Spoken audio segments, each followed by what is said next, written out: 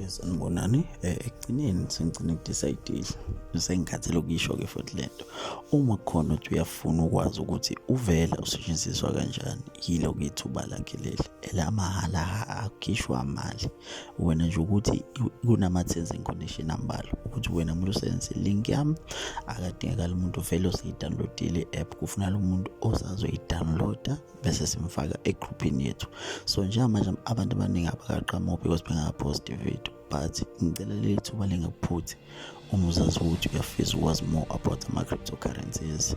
I-chance yokugcina le njengamanje sizongena nje kwi-bullish market, so please make sure ukuthi you have maybe uthengile ama-crypto amancane, not even amaningi, just to have something ukuthi ufunde u-understand ukuthi isetshenziswa kanjani, isebenza kanjani.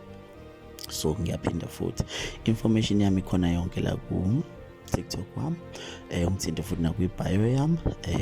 Yeah, I think kuphelele konke lokho engikushoyo. So guys, this is the last chance. Abantu basekhona baso-4 kumele kushaye i-21 May sesiqedile.